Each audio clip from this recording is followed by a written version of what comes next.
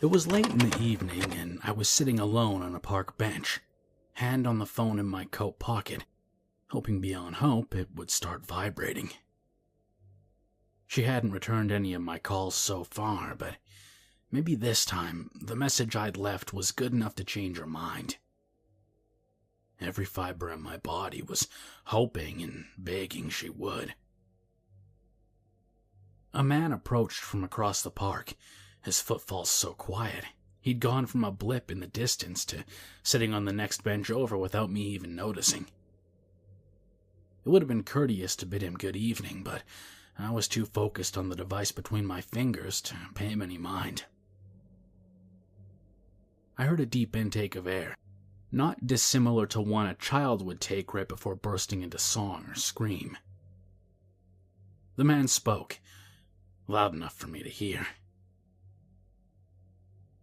I wish she'd call me back.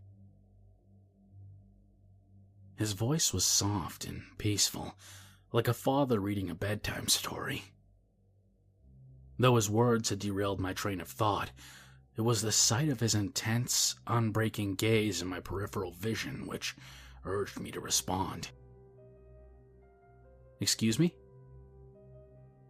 I turned to him and found myself a little taken aback by his appearance. He was all in black, wearing a trilby, polished shoes, clean dress pants, and a long coat stretching from his knees to his shoulders with preacher's collar peeking between the folds. He had a short, well-groomed beard and strong cheekbones beneath his unblinking stare. Even seated, I could tell he was quite tall, and I questioned how someone of his stature might have been so light on their feet. His lower eyelids were pronounced, almost swollen, as though he'd been awake for days or crying for hours, but the telltale redness of either affliction was missing. As he grinned sheepishly at me, his lids arched upwards and, with the glow from the streetlight above, made his eyes look like crescent moons gleaming in the night sky. He was, by any definition, handsome and alluring, but he looked as though he'd been plucked from another time period. He touched his gloved fingertips together and then dangled his now combined hands between his parted knees. "That's what you were thinking just now. I wish she'd call me back. Isn't that right?" I blushed and nodded. Had it been that obvious? "You know the old saying about wishes," he said. Who was this man? What was he doing parading around the streets of Cambridge in that antiquated getup of his? Why had he felt the need to come bother me? I forced a chuckle, trying to make it sound more amused than annoyed, though the scale clearly tipped towards the latter. "Yeah, well, I'm not asking the universe for much here, mate." His stare intensified to the point of making me tense. I could feel my toes going cold as they gripped the soles of my shoes. I wanted to shoo him away, but there was something about him that I found abundantly charming and debonair. I found myself uncharacteristically enraptured by him, as though his charisma was a web and I was an insect. "May I tell you a story?" he asked. I quirked a brow at the odd request. He didn't smell drunk nor look disturbed in any way, but still, my mind screamed no. Unfortunately, my mouth was too polite to vocalize what my brain was urging me to say. "Sure." His smile intensified, and his half-moon eyes narrowed into waxing crescents. "Marvelous." He removed his trilby and held it against his chest with one hand, while the other cupped his knee. Underneath his hat was a thin carpet of receding, dirty blonde hair, just about the same length of his beard and mustache. The preacher rotated towards me and wasted no time starting his story. "I knew a man, once, much like you. Oh, but not nearly as handsome. Don't worry." He winked. he, too, was sitting on a park bench, much like this one, stewing over his latest failed relationship. She'd started out as just another notch in his belt, but he'd grown quite fond of her. He'd even started contemplating starting a family. I'd been looking at rings the weekend before she ghosted me. Out of the blue, she just stopped answering my calls. No fight, no goodbye message, nothing. I can relate, I mumbled. He hummed, looking at me with his signature sheepish grin. Can't we all? So, what happened to your friend? He laughed. Oh, he wasn't a friend. More like... He paused and squinted as though in deep thought, then continued. More like a client of sorts. Well, this man sat on a bench and watched her house and called her over and over again, wishing, begging, and praying she'd pick up. She never did, of course, but all those wishes he sent out into the ether were bound to fall on prying ears. And so, on a night much like tonight, as the man was on the verge of tears and staring at his phone, a handsome, very well-dressed, very suave stranger approached and offered him a deal. I snorted. Let me guess. Sell his soul for a phone call? The preacher laughed. Oh, heavens, no. While the handsome stranger did have mysterious powers, they were nothing of that sort. No. What he asked for was 1 year. 1 single year of his life in exchange for a guaranteed phone call. You see, this stranger, this attractive, kind, charismatic stranger, had the ability to act as a sort of... Again, he squinted, turning his eyes into crescent moons in the process. A kind of supernatural telephone operator, of sorts. He could guarantee this man's call would go through. Hell, he could let any person speak to anyone they desired, all in exchange for a single year of their life. I snorted and twirled my finger around my temple a few times. He sounds like a loony to me. The preacher shuffled closer and leaned in, his deep brown eyes looking into mine with overwhelming intensity. Maybe he was. But if so, then there'd be no harm in agreeing to the bargain, would there? And if his claims were legitimate, well, he paused to smirk. Then, what's 1 year? What would anyone have to lose? 1 less year in the twilight of his life, half there, half not, pissing and shitting himself in a nursing home. 1 tiny, itty-bitty year in exchange for the potential of reuniting with his beloved and living a lifetime of happiness by her side. This, the man decided, was a bargain. He accepted the stranger's deal. 1 year of his life for a phone call. I loosened my tie and looked up at her apartment building. The lights were off and the curtains drawn. Was she already asleep, or had she gone out drinking with friends again? So the guy actually said yes? I asked. The preacher nodded enthusiastically. Why, of course. I was skeptical. In my experience, if a woman doesn't want to answer, she's not going to answer. Nothing's going to change that. You can only sit back and hope she'll return the call. And it worked? I asked. His call went through?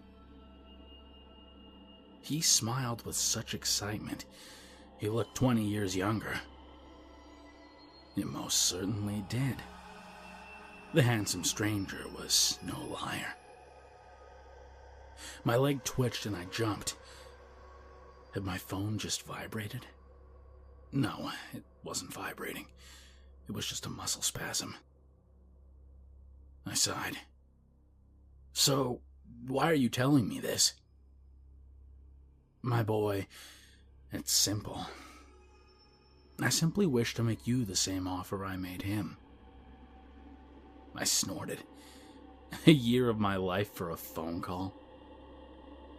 I can see you're skeptical, but think of the man in my story.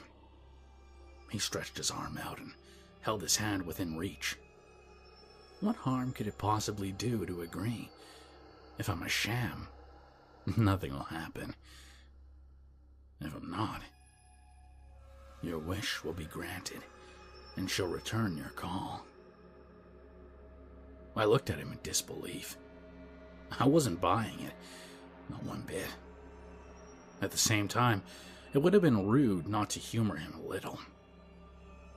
I shook his hand firmly, looking him in the eyes. "All right. Deal."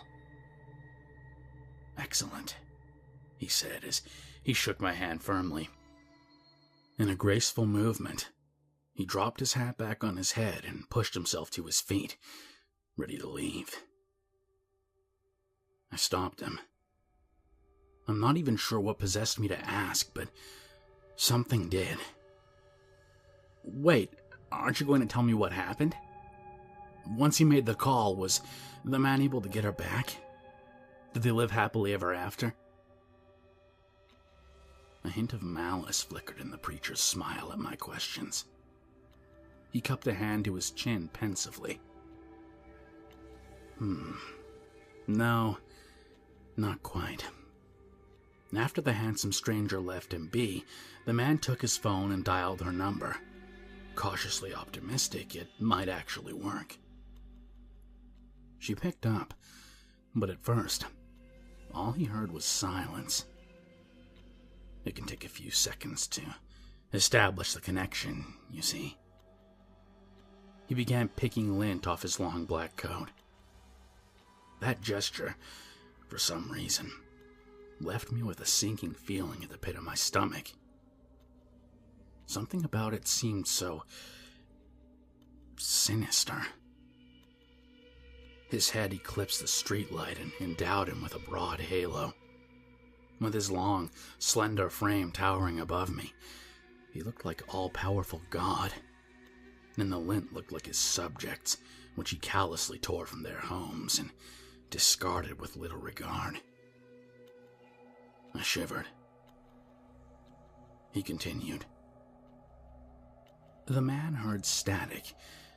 Then, slowly, the static faded and made way for a soundscape unlike anything he could ever imagine. He heard the screams of thousands that seemed to echo off the walls of a deep cavern. He heard the sizzling of fire and the searing of flesh. When he strained his ears, he could just barely hear the sound of sparks flying as metal collided against metal. Frazzled and shocked, he made to hang up, but then he heard the girl's familiar voice, weak and thready. "Make it stop," she sobbed. "Please, make it stop." He dropped the phone, and it shattered into pieces, but the sound still came through the broken speaker. I felt the hairs on the back of my neck rising. It was a story, a stupid story, but it had its hooks in me. I stuttered. "Well, what did he do?" The preacher shrugged and waved his hand dismissively. He tossed the remains into the woods and ran home. He couldn't sleep that night, far too frightened by what he'd heard, but the horror only truly sank in the next day, when, in an effort to return to normalcy, he read the morning paper on the bus. He saw her name in the obituaries. She died 3 days prior. He smirked. And since that day, every time he picks up the phone, he hears her cries for help and the screams of the damned. But there's nothing he can do about it. The call already went through. The connection can't be broken. I'm not going to lie, I was shaken, but in that same way you get from watching a horror movie. You know it's not true, but you're still rattled. Still a little afraid of the shadows in the corners of your room. The preacher brought a hand to his ear. "Oh my," he said, his tone light and playful. "I'm afraid I really must get going. I hear quite many people making wishes tonight. I mustn't keep them waiting." He whistled as he started down the road, adjusting his hat. I laughed a little, trying to shake away the nerves his story had instilled in me. I yelped as I felt my phone vibrating in my pocket. When I pulled it out, I saw her name on the screen and felt a rush of excitement and anxiety. It's a coincidence, I thought. I believed that. But at the same time, there was the faintest doubt in the back of my mind. A different kind of hesitation took over.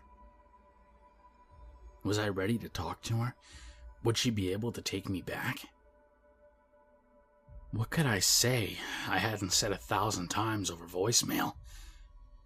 This could be my only shot.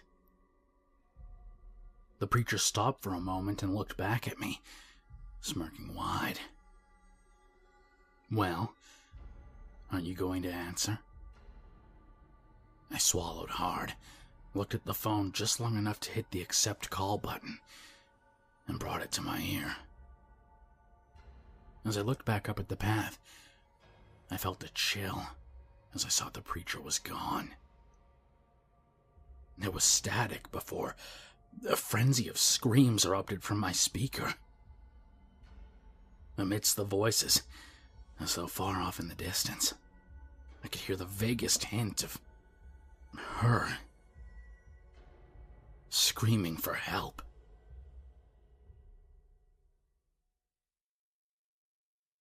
If you made it this far, I hope you'll follow me on Twitter at KingSpook Creepy.